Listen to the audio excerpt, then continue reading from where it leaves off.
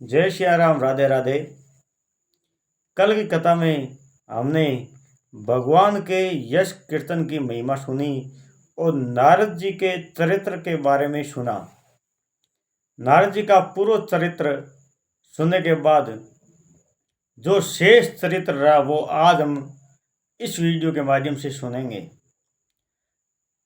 सूत जी कहते हैं, सौनकादिक देवर्षि नारद के जन्म की साधना बात सुनकर सत्यवती नंदन श्री व्यास जी ने अपने फिर ये प्रश्न किया। व्यास जी ने कहा, नारद जी, अब आपको ज्ञानोपदेश करने वाले महात्मा गण चले गए, तब आपने क्या किया? उस समय आपकी अवस्था बहुत छोटी थी। स्वयंभू आपकी शेष आयु किस प्रकार व्यतीत हुई और मृत्यु के समय आपने किस विधि से अपने शरीर का परित्याग किया? देवर्षि, काल तो बड़ी सभी वस्तुओं को नष्ट कर देती है। उसने आपकी इस पूर्व कल्प की स्मृति को कैसे नाश नहीं किया? नारद जी ने कहा, मुझे ज्ञानोपदेश करने वाले महात्मा गण तो चले गए, पर मैंने इस प्रकार अपना जीवन व्यतीत किया। वो नारद जी बता रहे हैं, यद्यपि उस समय मेरी अवस्था बहुत छोटी थी। मैं अपनी माँ का इकलौता लड़का था। एक तो वह स्त्री थी और दूसरे मूढ़ और तीसरे दासी थी। मुझे भी उसके सिवा और कोई सहारा नहीं था। उसने अपने को मेरे सने पास में जकड़ रखा था। वह मेरे योगक्षेम की चिंता तो बहुत करती थी, परंतु पराधीन होने के कारण कुछ भी नहीं कर सक पाती थी। परंतु जैसे कठपुतली नचाने वाले की इच्छा के अनुसार ही नाचती है, वैसे ये सारा संसार ईश्वर के अधीन है। मैं भी अपनी माँ के सने पास में बंधकर उस ब्राह्मण बस्ती में ही रहा। मेरी अवस्था केवल 5 वर्ष की थी।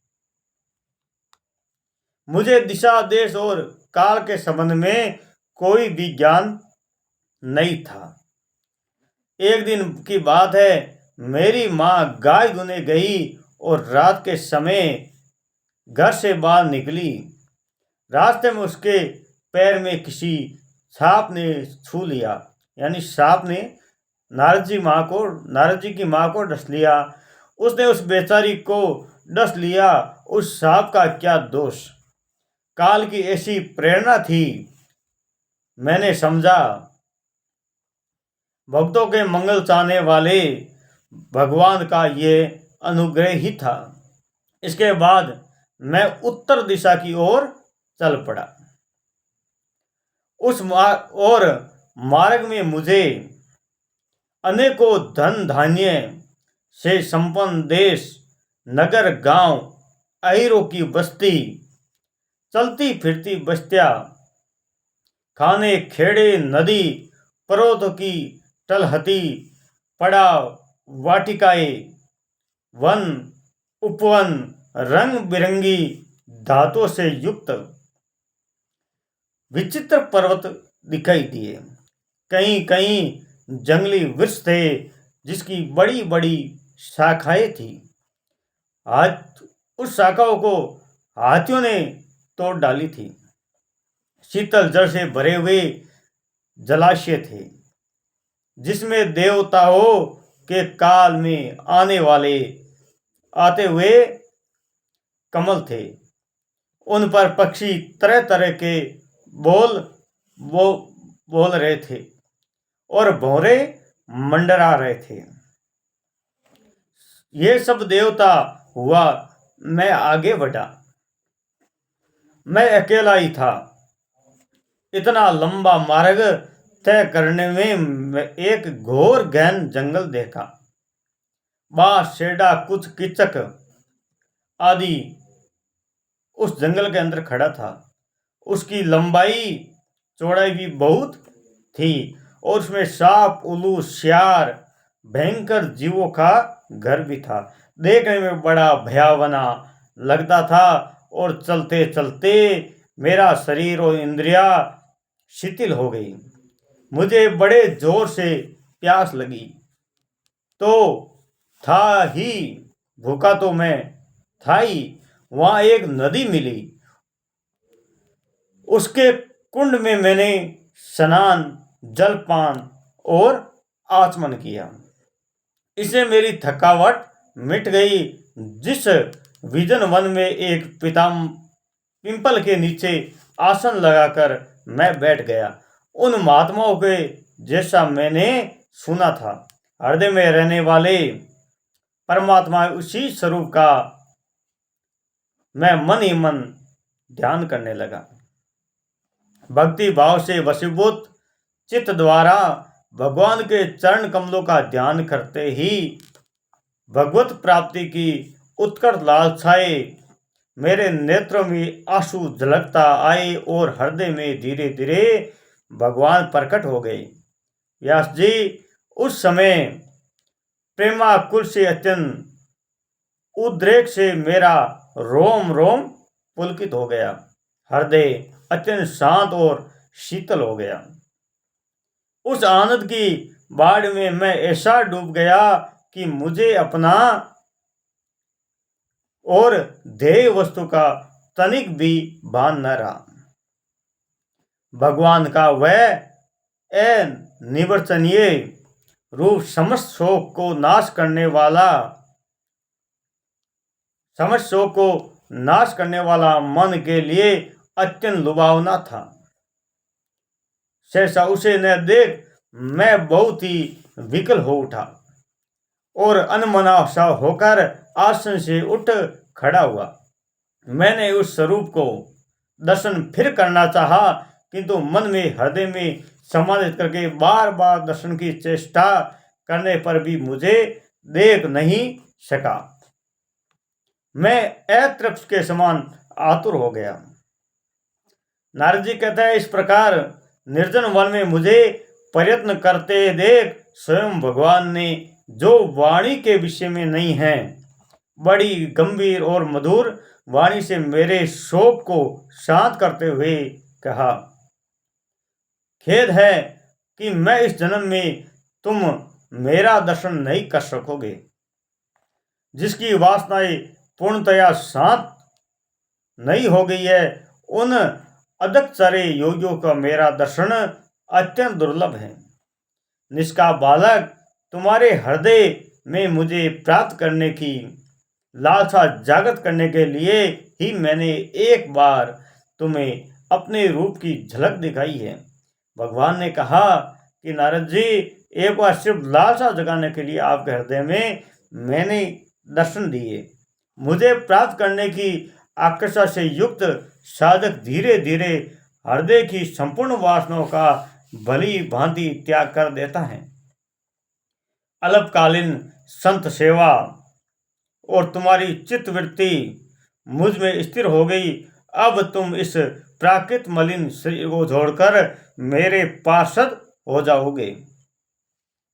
मुझे प्राप्त करने के लिए तुम्हारा यह दृढ़ निश्चय कभी किसी प्रकार नहीं टूटेगा। समस्त सृष्टि का प्रलय हो जाने पर भी मेरी कृपा से मेरी स्मृति बनी रहेगी। आकाश के समान अवक्त सर्वशक्तिमान महान महात्मा परमात्मा इतना कहकर चुप हो गए। उसकी इस कृपा का अनुभव करके मैंने उन श्रेष्ठों से भी श्रेष्ठ भगवान को सिर झुकाकर प्रणाम किया। तभी से लज्जा संकोच छोड़कर भगवान के अत्यंत रहस्यमय और मंगल में मधुर नाम का और लीलाओं का कीर्तन का स्मरण करने लगा। इस प्रथा और मद मत्सर मेरे हृदय से पहले ही निवृत्त हो चुके थे। अब मैं आनंद से काल की प्रतीक्षा करता हुआ पृथ्वी पर विचरण करने लगा। व्यास जी, इस प्रकार भगवान की कृपा से मेरा हृदय शुद्ध हो गया। मैं श्री कृष्ण परायण हो गया। कुछ समय बाद जैसे एकाएक बिजली की कौंध जाती है, वैसे ही अपने समय पर मेरी मृत्यु हो गई। मुझे शुद्ध भगवत पार्षद शरीर प्राप्त होने का अवसर आने पर प्राप्त कर्म समाप्त हो जाने के कारण 5 भौतिक शरीर नष्ट हो गया।